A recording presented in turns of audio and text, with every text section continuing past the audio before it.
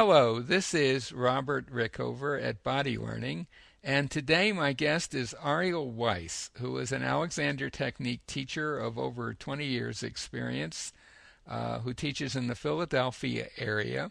And in addition to being an Alexander Technique teacher, she has a career as a dancer and a choreographer, and she spent many years dancing, um, doing choreography. She has a background in also in improvisation, Tai Chi, Laban movement analysis, many aspects of dance and theater.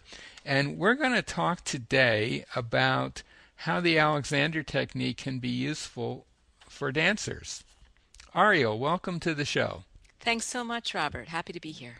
Ariel, could you begin by giving our listeners a short description of the Alexander Technique? Sure.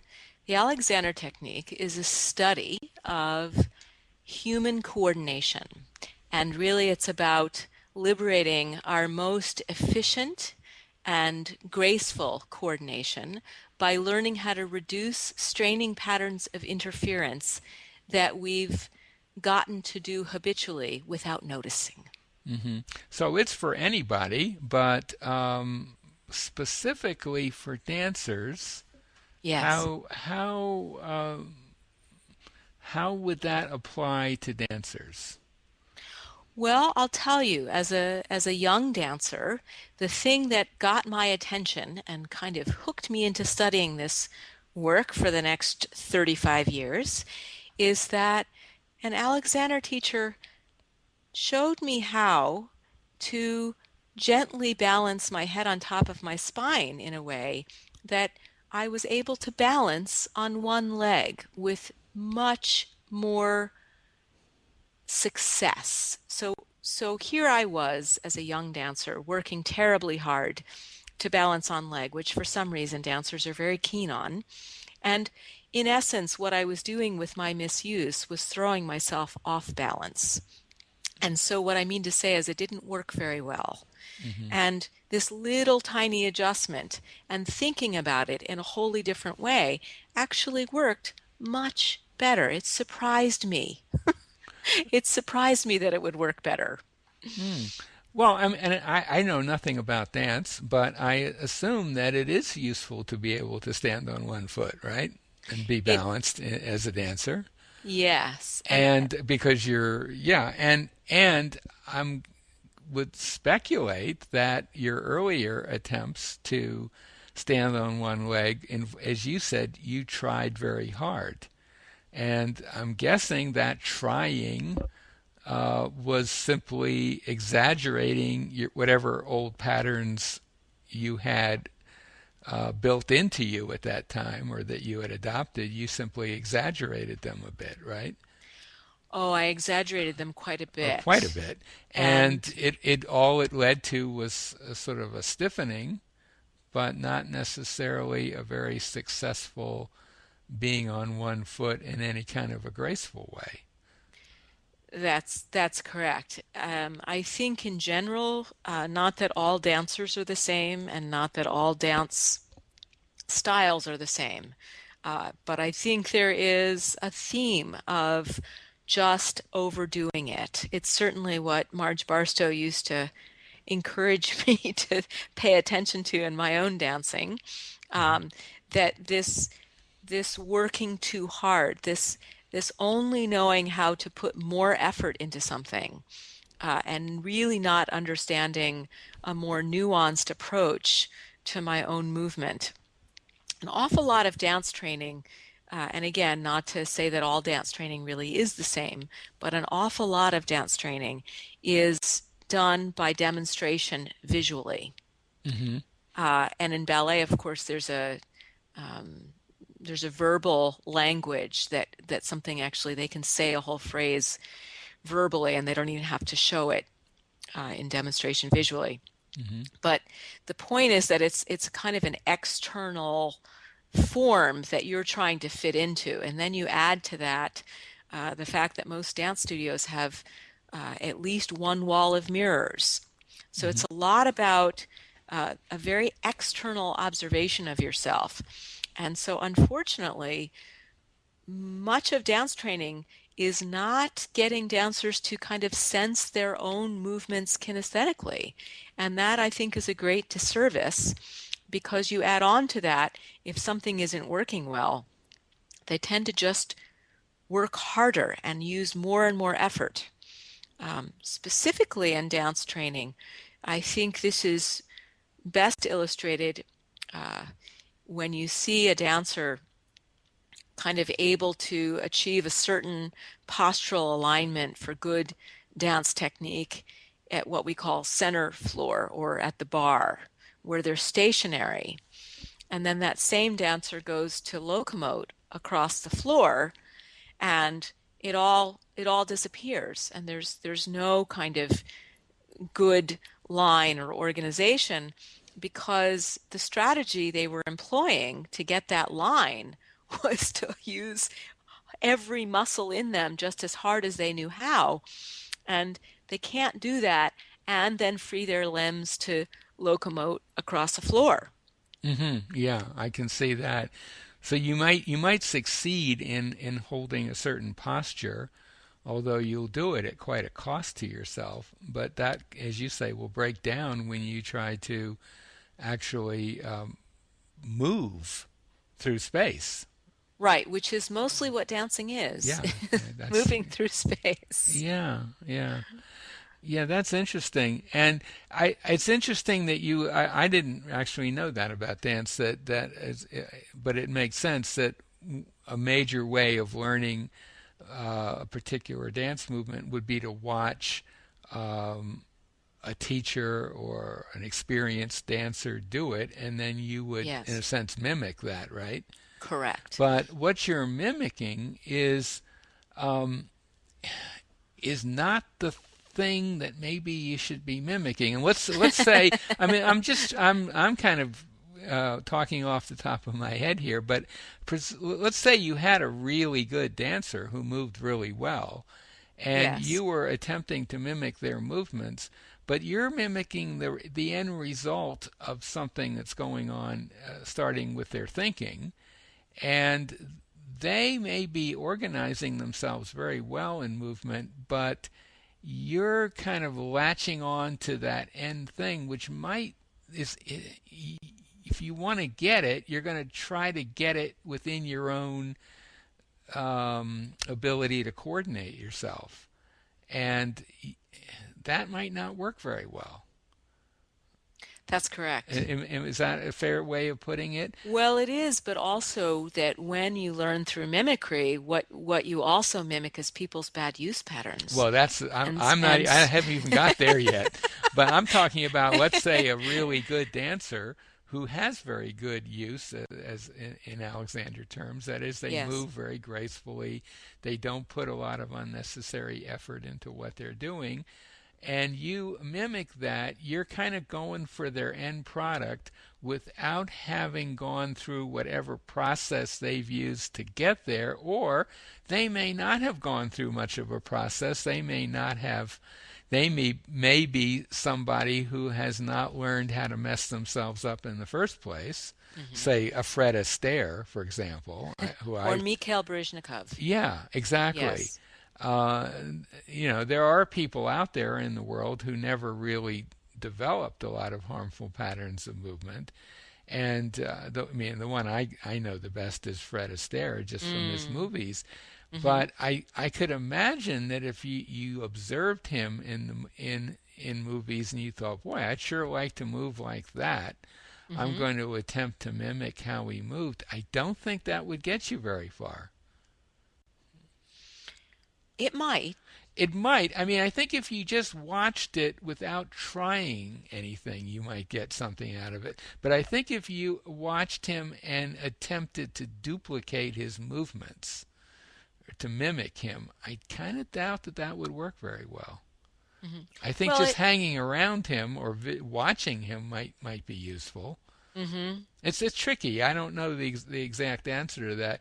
But then, as you said, the other problem is that you might have a teacher who has some misuse patterns, and if you're mimicking them, you're very likely to include in that final product whatever misuse patterns they have. Yes, and so we've passed down these misuse patterns, unfortunately, Hmm. onto many generations of dancers. Hmm. And um, what I try to talk to dancers about is that they need to understand their own habitual patterns so that when a teacher makes a correction, that they're not stuck in a trap of constantly overcorrecting and over efforting, Hmm. but that they have a larger understanding contextually of their own best use of functioning. Hmm. Yeah. So Yeah. for instance, in Yep. dance technique, much of the time, there's a great deal about keeping one's shoulders down. And we don't like to see shoulders rising towards the ears so much. It's not a very nice line in most dance techniques and not considered the thing we're after. Hmm. So unfortunately, one habit of misuse that gets quite readily adopted and reinforced is that dancers often pull with great vehemence their scapulae down their backs in a way that immobilizes them and unfortunately restricts movement, restricts kind of graceful line, Hmm. and puts a great strain on their neck and back and shoulders. So they're trying to correct one problem by introducing a corrective pattern or movement to Yes, as fight I like it. to say, they've added a pull to a push or a push to a Exactly. pull. And Exactly. And that yeah, is in total contradistinction, I guess is the word, to the Alexander approach, which would be, oh, you're pulling your, if your primary habit is to lift your shoulders, why not just stop doing that instead of fighting it? Because then you're going to end up with two habits that are, as you say, pulling and pushing at the same time. hmm I think before we bring the conversation to a close, I think it would be useful if you could say a little bit about how you, as an Alexander teacher, would work with a dancer who came to you for lessons, say for a first lesson, has no idea what this work is about, but they've heard it could be helpful. How do you approach someone like that as a teacher? Well, I'm trying to think. I just gave a workshop last week. I went to the School of Dance at the University of the Arts, Hmm. and I was talking to the students about understanding that movement really happens quite cohesively in their whole bodies, and that while dance technique often speaks very specifically to a certain location, corrections are made to shoulders, corrections are made to your pelvis, corrections are made to your knees, that if they understand this primary pattern, their spine wants to follow in good sequence. Yes, when they let their skull have a nice poise on top of their spine, that their whole movement will be much better organized. So the first thing I try to tell and get dancers to pay attention to is kind of a larger picture. We have a strong tendency to think of ourselves very piecemeal. It's part of our training. And so kind of bringing the attention back to a more cohesive whole, because that's really what makes movement so beautiful and captivating to watch. Hmm. And so, for example, I mean, would you would talk about their head neck relationships, for example, as an example of that? Yes, And yeah, and I mean, I'm thinking in terms of what you just said, dancers have a number of specific things they need to do to dance in the way they want to dance, but if you want to change the overall pattern of how they do those things, you need to intervene, as it were, somewhere that's going to have a whole body effect in order for all those individual things to be carried out more easily. And of course, Alexander teachers love the neck as the intervention point for all kinds of very good reasons, Yes. biomechanical and others.